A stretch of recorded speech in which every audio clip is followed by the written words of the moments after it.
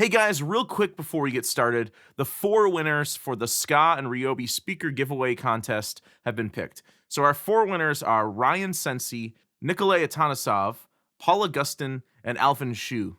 Check your email that you used to sign up for the contest for more details on shipping. Thanks again, everyone. I'll try to do more giveaways and discounts and things like this in the future as my channel grows. Now, let's get on with the video. Hey everyone, this is MusicTechHelpGuy, and welcome to part 20 of my Logic Pro 10 201 course. In this video, I'm going to be finalizing the mix, and in the next video, we'll wrap up the series with mastering. So a lot has happened since the previous video, and a lot of time has actually passed as well. Originally, I was going to try to capture everything I did over a 2 or 3 day period, and then just post-commentate all of it.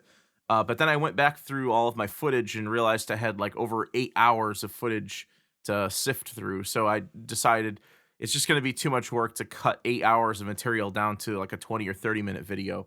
So what I'm going to do is actually break down all of the main changes that I made this week since the last video, and I'll show you how I achieved all of these things. A lot of them are effects on the vocals. In fact, most of what I did was in the vocals. You can see here there's a tape feedback loop that I'm automating. There's some copy and pasted points where I did some things with the vocals to kind of give them like a stuttering effect or a glitching effect. So most of what I did was with the vocals. I did make some adjustments to the instrumental as well, but I'm not going to cover like, tiny volume and pan changes, no, minutia like that. I'm just going to show you the big things that I did since last time.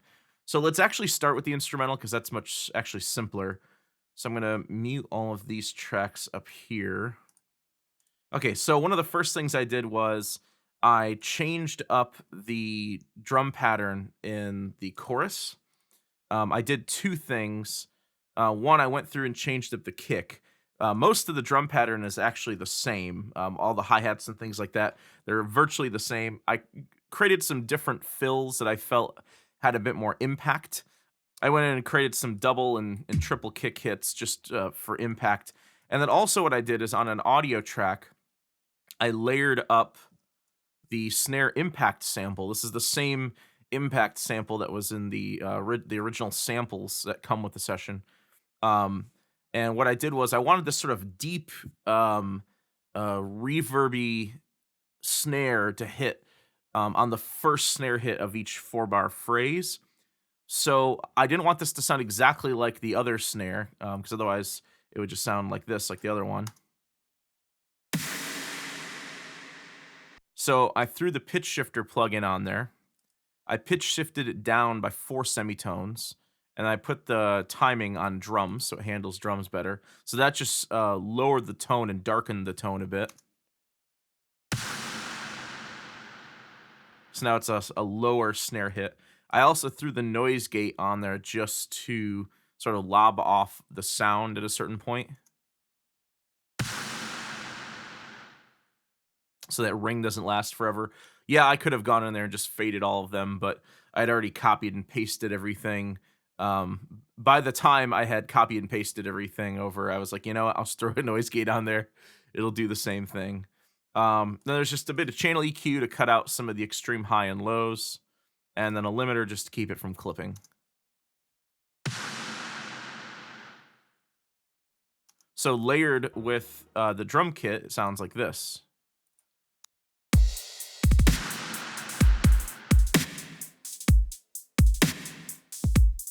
So the other advantage of the noise gate there was it allows me to go in and sort of customize the tail of the snare without having to keep trimming it and everything. I kind of worked it out to where the impact snare cuts off by the second snare hit.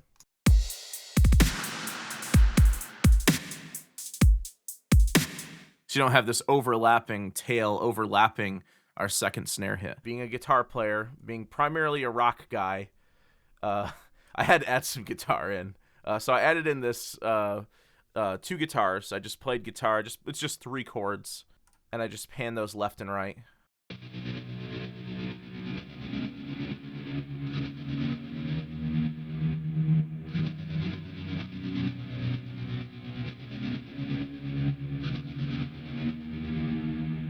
So originally, what I used was I used the amp designer, and I just used this brown stack setting.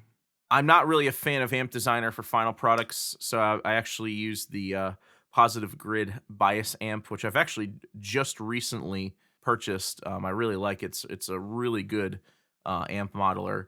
So that's a third party plugin, but you can achieve the same effect with amp designer. And then what I did was I put them in a summing stack. So again, you just select both tracks, go up to track, and then create track stack. And with the summing stack, it takes both the left and right guitars and puts them on one channel, on an aux essentially, so I can process them together. So originally, it just sounded like this.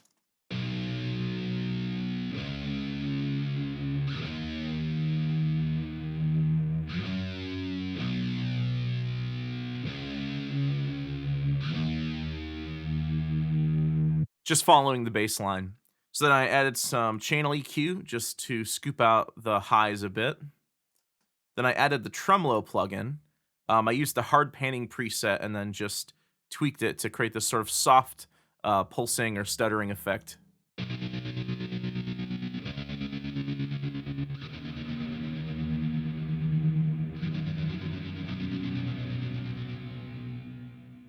I actually copied the same reverb that I had down on I created this sort of like glitchy, bit crushed synth orchestra idea. I copied that same reverb up to the guitar, and then the compressor is just side chained to the tight kick track, just like everything else.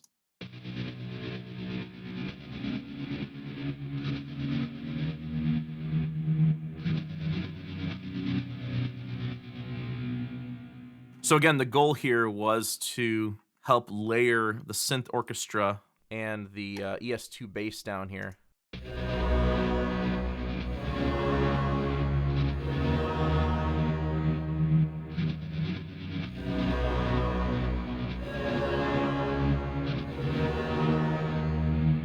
And then with the sub bass, reinforcing the sub lows.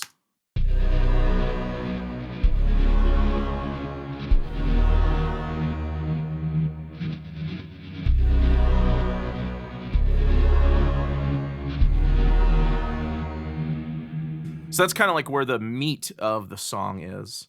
So nothing crazy so far. Let's just listen to the first chorus about halfway through, and then we'll listen to this through the first part of the second verse, because there's something kind of cool I did in here.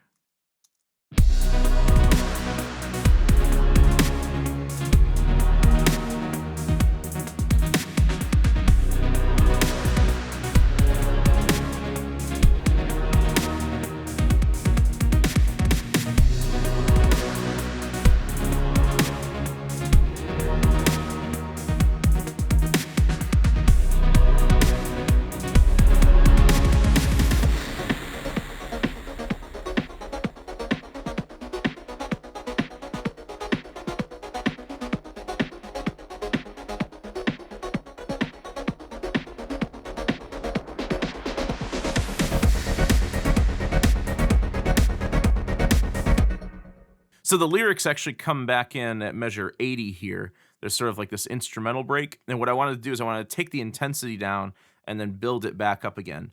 So what I did was, on the custom kit, I added... Actually, I think I just used the EQ that was already there. Yeah, I used the EQ that was already there. And I showed the channel EQ low cut and high cut frequencies as automation. So to do that, you just click here on the automation menu. You go up to the plugin that you want to automate, and then you choose the parameter that you want to automate. So I'm automating the frequency of the high cut. So there's essentially two filters on here, a high cut and a low cut, or a low pass, high pass filter. And at measure 71, what I did was pulled up the low cut frequency up to 174, and then pulled down the high cut frequency down to 3400. So the drums go from being really full sounding to being filtered sounding.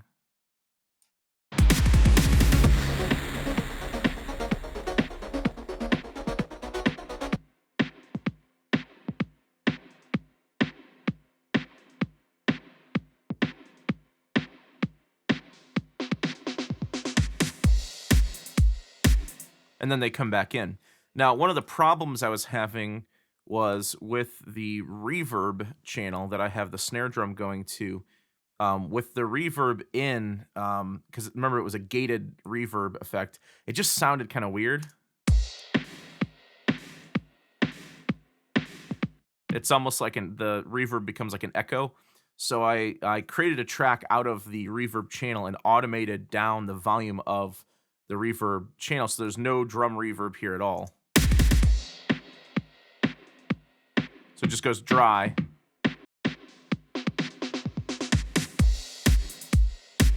And then comes back in. I actually did the same thing with the bass. The bass is the same bass idea as over here.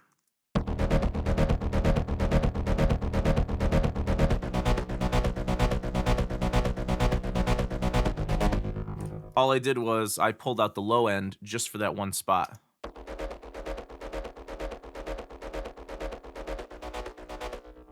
So the whole point here is this whole section's got sort of like a lo-fi feel to it. And I also pulled out the top two synthesizers and just left just that one in.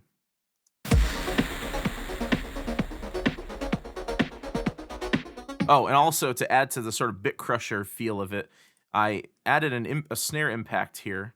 I muted the one that was normally there. And on this one, I threw the bit crusher on there.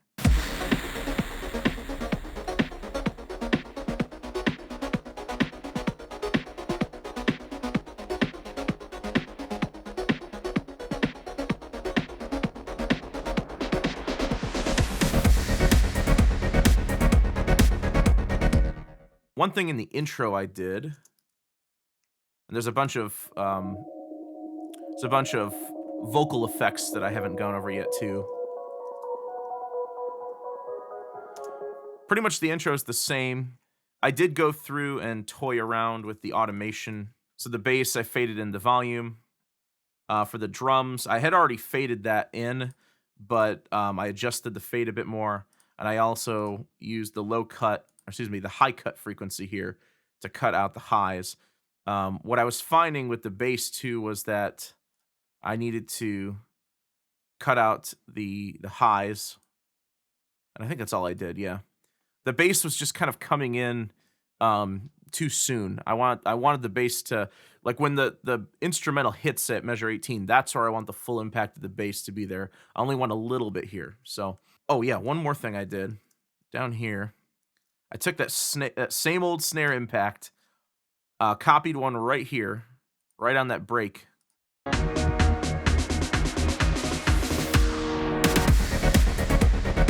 So without it, it just sounded like this.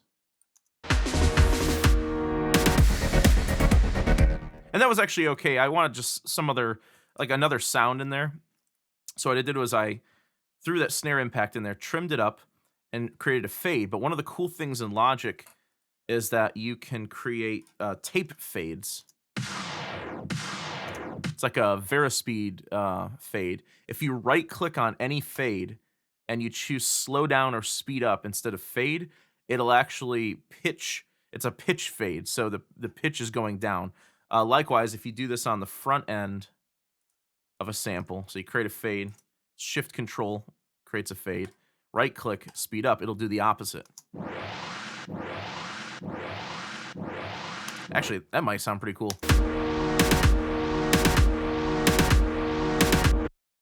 So, let me just remove that fade.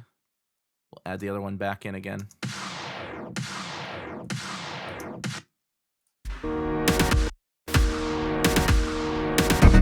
So you can do that with any audio. You can't do it with MIDI. With MIDI, you have to convert it to audio first and then apply the fade. I took that master filter that we created before, and we used the master filter to cut out the high frequencies in the first verse. We also faded it in the intro. I pulled it down a bit in the second verse as well to cut out some of the highs during that lo-fi section. But at the very end, that repeating outro section, I did sort of, it's like a blend of canceling out frequencies with, like, almost like fading, but fading with a filter rather than with volume. So I've got a big long fade going from 20K all the way down to 20. And then on my low cut frequency, I do the same thing. So by the time it reaches here, all the signal on the master filter is cut out. But that's not everything is going to the master filter. The vast majority of the instrumental is, but the vocals aren't. And there's some vocal ideas here that we'll talk about in a bit. But also what I did was I faded the volume. And on top of that, what I did was I faded the actual master volume. So normally your master fader is all the way over here on the right. Just like any other aux channel, you can right click on it and choose create track. The master fader is essentially a master VCA. So all you do is you come out here and you can automate the volume just like anything else. I also faded in the beginning just a touch as well to soften the very first note.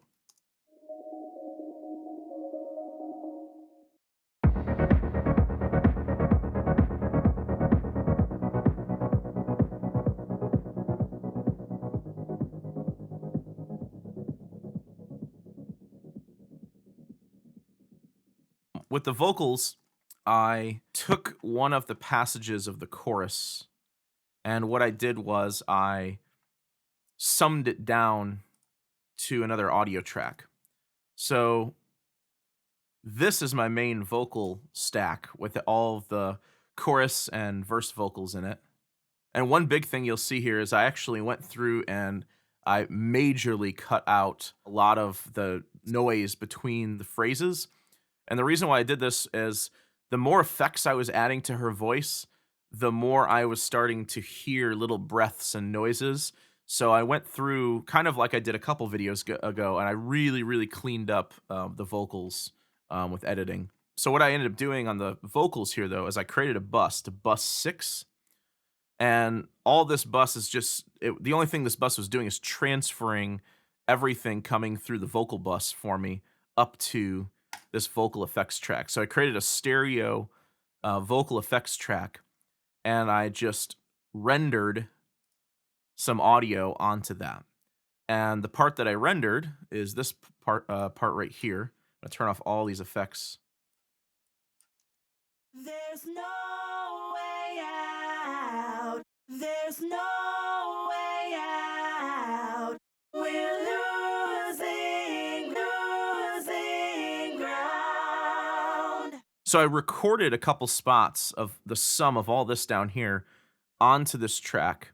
And then I turned off the bus. After you're done, you can go back and turn off that bus. And I cut them up and moved them over here. And they're actually in some different places. They're here at the beginning of the second verse where that lo-fi section is. They're right here in the first verse. And then at the beginning, I did the same thing. There's no way out. There's no way out. We're losing ground. And the reason why they're filtered is I have them going to the master filter bus that we created before. And if I pull up automation on this, you'll see that the low frequencies and the high frequencies are being cut. So I'm actually sending the vocal effects to the instrumental master filter. So that's the reason why they're being filtered like that. And they'll be filtered over in verse 2, just like all the instruments. And they'll also be filtered in the first verse where they're used here. So they're all affected by that. So another thing I did was I took some other vocal clips and put them back to back and chopped them up. One of the things that's pretty cool in Logic is you can load mono audio. You can drag it right onto a stereo track. So I've got mono, stereo, mono, stereo. It doesn't change the format of the track. You can just do that. It'll just convert mono to multi-mono for you. If I hit A, you'll notice there's quite a bit of automation on this, fading it in for volume.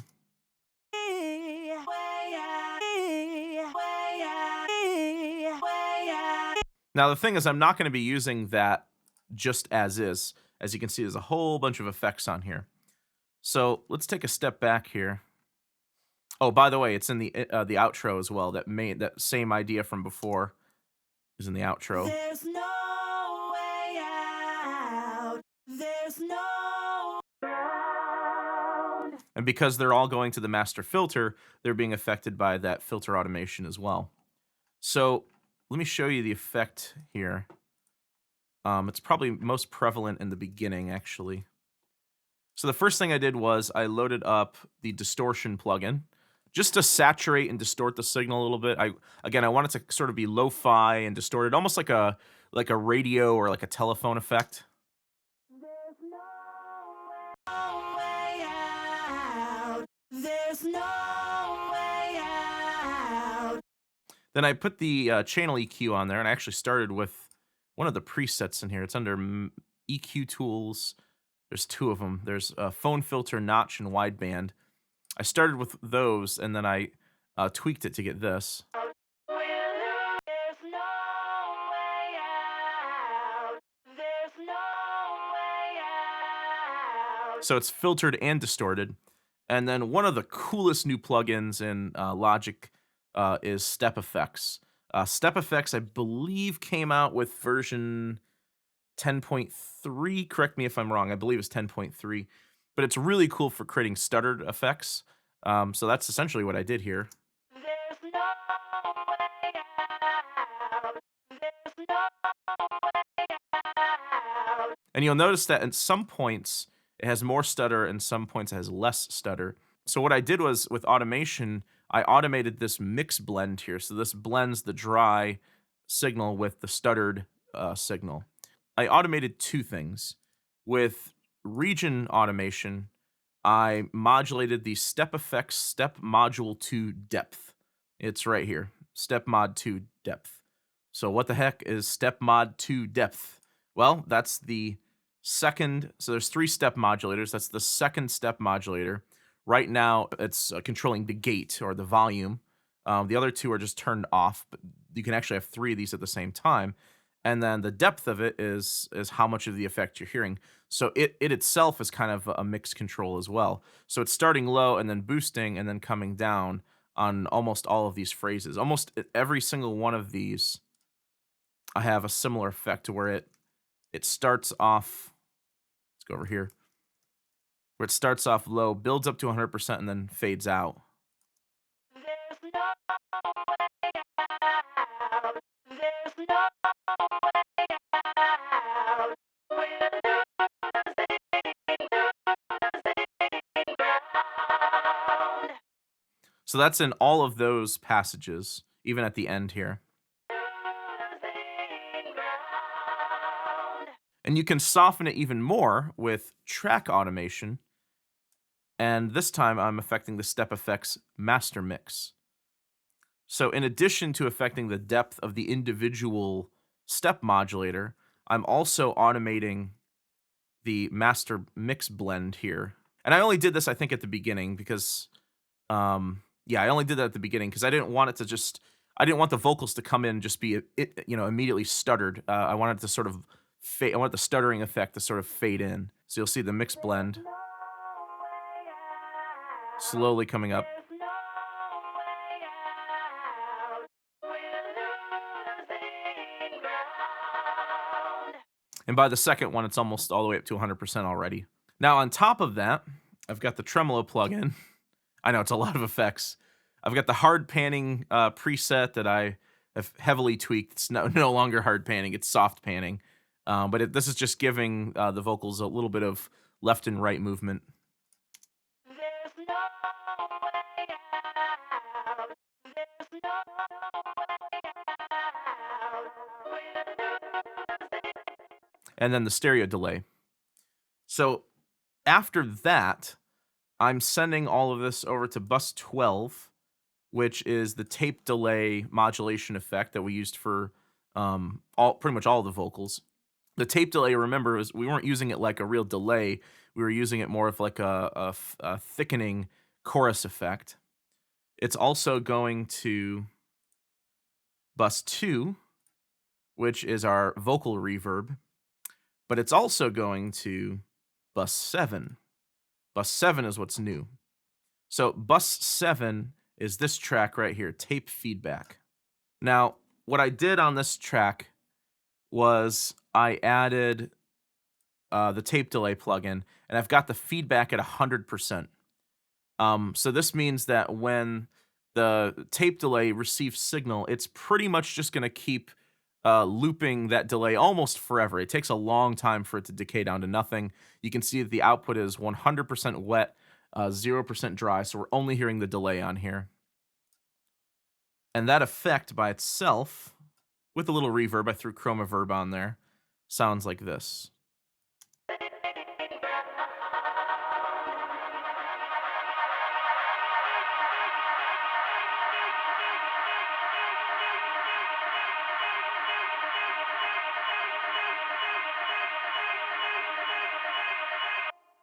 So when you create a tape feedback loop like this, you kind of have to be careful to be careful to control it. I find myself muting it all the time and only bringing it in when I'm playing back the song in full or playing back large sections of the song. Notice that there's another vocal effects track here too. This is basically with the same settings as the first one, but it's that little, that little 2-beat loop that I copied and pasted. And that's also adding to the tape feedback effect. So I just have to be really careful to go through and automate the volume up and down at different points on that tape feedback loop, because once that feedback, that tape delay gets triggered, it's just going to keep going and going and going. You have to turn it off in certain spots. You don't want that to go on for the whole song. But the cool thing about it is it matches up with the beat of the song.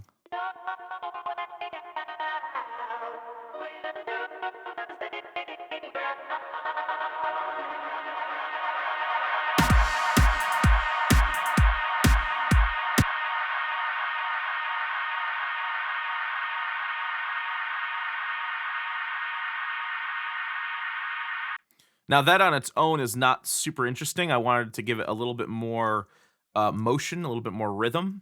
So what I did is I added step effects to it as well. And I used the preset Overdriven Beat Maker. It'll take things like this and almost create like a dirty loop sort of beat out of it.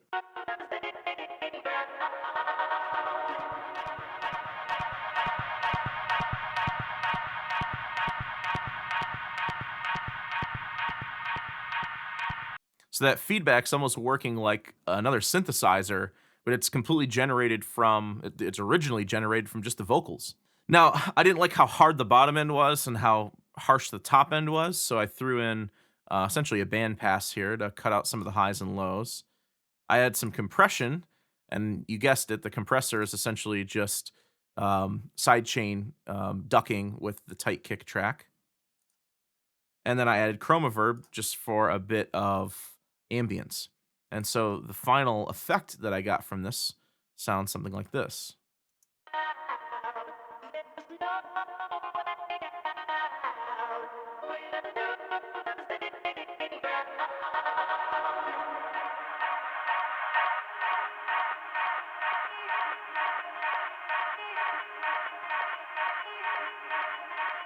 So then when we get over to the verse, we can use it as sort of like an echoing effect in the background.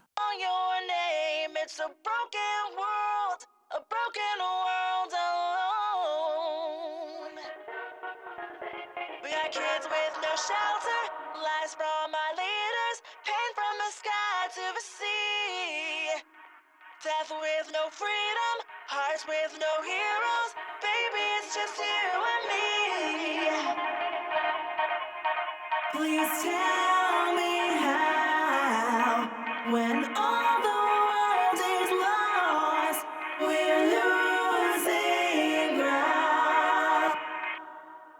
And so it kind of fades in and fades out and sort of just interweaves with some of the transitions to create some cool effects. This is probably my favorite transition effect in the whole song here.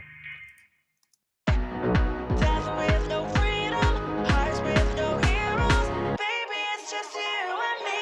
Please tell me how, when all the world is lost, we're losing ground. And essentially what I did is at that bar right there where everything cuts out, I just automated the volume down on the master filter, because again, the master filter is pretty much the entire instrumental. So I just cut everything out for that, baby, it's just you and me. Hearts with no heroes, baby, it's just you and me. Please tell me how. So you might be asking, how is this vocal effect? How are these vocal effects getting through if we have the master filter cutting out? And the answer to that is the tracks are sending signal to the filter, but they're also sending signal to these sends. So you're hearing the tape feedback effect produced from these, not the actual signal from them, not the dry signal from them. Baby, it's just you and me. Please tell me how. So you hear a little bit of it right here, right as that fades in. Let me turn. With no freedom, hearts with no heroes. Baby, it's just you and me. Please tell me how. When all the world is lost, we're losing ground. Also, in the first verse, I wanted sort of that same sort of phone filter effect. So what I did was on the vocal stack here, not only did I pull the volume down and pulled it up in a couple little spots here, I also automated the bypass of two different plugins here. So in Logic, you can not just automate values within plugins, you can actually automate a plugin to be on or off to bypass them. I don't normally recommend doing bypass automation because sometimes where the automation actually where you put the automation, like the bypass is right here, and there's another one down here, where you actually put the automation at and where it actually happens can be two different things. Sometimes it's like slightly ahead or slightly delayed. It has to do with latency and processing latency and the such. But one of the other problems with bypassing plugins is sometimes it'll cause a pop or a click in the recording. So what I ended up doing was on the vocal stack is I added the distortion plugin just for distortion, and then I added this EQ. Yeah, there we go. It's the same phone filter wideband preset from before. And at this point, at this first bypass, the distortion cuts off for that last phrase, "Baby, it's just you and me." And then after that's sung, the filter turns off, the EQ turns off. So I'm going to press play, but watch these two plugins over here. Hearts with no heroes. Baby, it's just you and me. Please tell. So they're off over here, but they're both on over here. You can see them cut out over there on the channel strip. So the way you can turn this on and off is these are just under, I believe, under the main here. Yeah, main, and then insert 1, 2, 3, 4, 5 bypass. You can do this with any plugin. So the tape feedback has been automated down for the intro. So these vocal effects are not triggering the feedback except for the very end as we go into the main instrumental beat.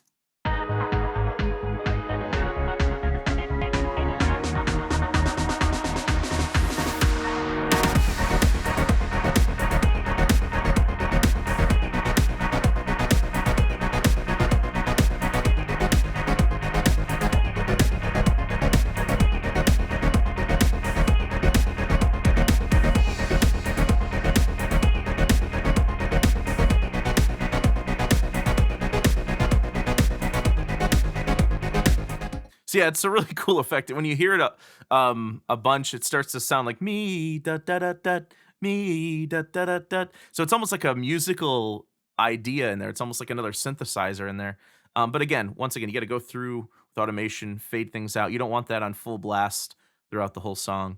Let's take a look at the outro. What I did is I copy and pasted that same idea over and over and over again, that vocal effect, and then I layered it with the little 2-beat phrase underneath it. So that's all going to the tape feedback, but that fades out pretty early on. On top of that, the vocal effect is fading out. And then this vocal effect actually fades in because as the master filter fades out, as the high end fades out, it's harder and harder to hear the vocals. So I actually faded in the vocals a little bit as this one's fading out. So the vocals kind of poke through. But again, the goal here was to have this sort of moving, oscillating effect, but then it's also being filtered in the high end and the low end, as I talked about earlier. So the low end is fading out, the high end is fading out, and then finally the volume fades out.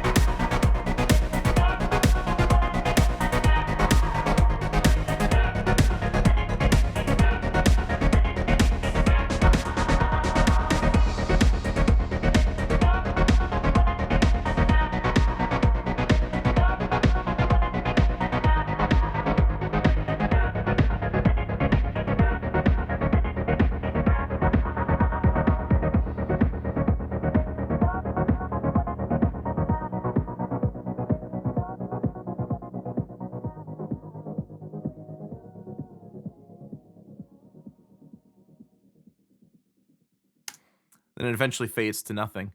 So remember, all of those step modulator automations are in here as well. And the very last one, I took it down to 0. So the very last one's no longer glitching or stuttering like that. All right, so that's it for this video. The mix is done. The arrangement is done. Remember, when we started off the series, I literally just had piano chords, and that was it. Now all that's left to do is master the track. Remember, there's a link in the video description below to the multi-track session in its raw format if you want to practice your mixing and production along with me. I also posted a full playthrough of the final mix and master on my channel. I'll leave a link to that below as well. I hope you enjoyed this video, and thanks for watching.